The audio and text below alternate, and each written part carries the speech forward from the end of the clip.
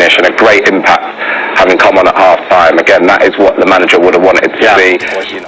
And I think, again, that's what you have to do in these games. I think maybe a few of the players who started from a mentality perspective didn't ever quite get to the pace of the game in terms of what it needed. It's actually difficult to come on those two players. I think Pedro Neto, for me, has been a standout attacking player, certainly of those wide areas for Chelsea this season. And Garnacho, this could really get him going in a Chelsea shirt. Yeah, absolutely. Much better, much improved performance from Chelsea in that second half. So I'm sure Enzo Maresca will be much happier than Brian Barry Murphy, who will be celebrating that his side are into the semi-finals. Enzo Maresca, we can hear from both of the managers. Well, big celebrations from Enzo Maresca as his Chelsea team managed to book their place in the Carabao Cup semi-finals.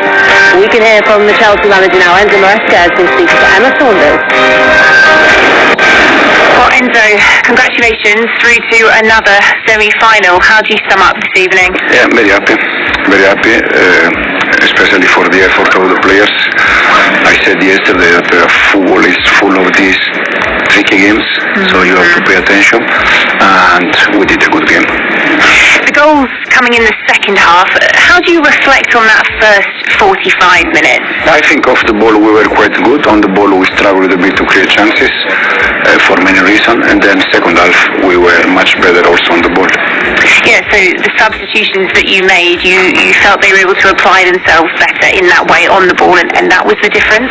Yeah, I think it was a big difference between first half and second half. The way we attack. Also, we need to say that they were Cardiff. They were very good organized. They were very intense off the ball, so it was difficult. But at the end, I think we did enough to win the game. Have you found that first goal? It really looked like Chelsea were in control. Where do you think Cardiff were able to find a way back? I think it's an isolated action when they score. We could have defended a bit better in that goal, in that moment. But again, there is another team that also they try to attack, they try to score, and unfortunately we concede. Ultimately, it's the substitutes that found the goals. How much trust do you have in the job done? I trust all the players. I trust all of them, knowing that sometimes for some of them it's more difficult. For instance, tonight we had Buonanotte that is not playing a lot, Jarell Atto is not playing a lot, Margi is not playing a lot, so for them it's not easy, but they did a huge effort, and then second half with the change we were better on the ball. As I said, through to another semi-final, your third in the time that you've been here. What does it say about the direction that this team is going in? I think we go in the right direction. Anything I do is just because I want the best for this club and for the club, for the fans, for everyone. It's been a week where you have said perhaps you've not felt as supported in difficult moments. On nights like this, in big positive moments, do you feel appreciated? Tonight I think the focus has to be we reached the semi-final. The support from the fans since day one I think has been always there, knowing that sometimes when you don't win games it's normal that they are not happy. Tonight I think the focus has to be that we won and we are in semi-final. How much of an opportunity do you think you have in this competition now to win some more silverware? We are in semi-final. We wait tomorrow night and then we see the next step now is the final. Hopefully we can reach the final. All right, congratulations. Thank you very much. Thank you. Thank you. And then we'll find out who they are going to be facing in the semi-finals tomorrow. The draw will happen after the conclusion of the two games that are happening tomorrow night. Let's talk a little bit about Enzo Maresca, and it's quite nice to hear from him afterwards, because how job that he's done since he's been at Chelsea. Very, very impressed. I think he's done pretty much as well as he could have done, qualifying for the Champions League by right last year, obviously winning the Conference League, going to win the World Club Cup as well, with a group that, is a young group. For me, lacks leadership. I really do believe that in terms of experience in that group. So I think that is the reason you're going to get that inconsistency in performance at time, which I have seen over his tenure. But overall, I think he's done a great job. He's really telling in the interview. He was very evasive. Yeah. Obviously, he's made sort of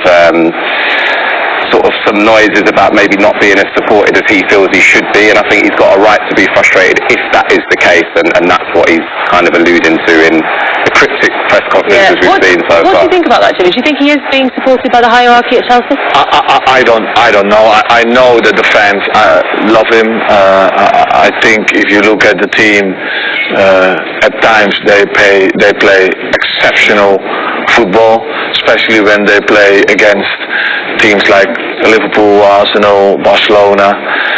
They can hold their own. They have not been that consistent when they play against the Leeds and the Sunderlands at home. As what you just said, I think it's the team is young.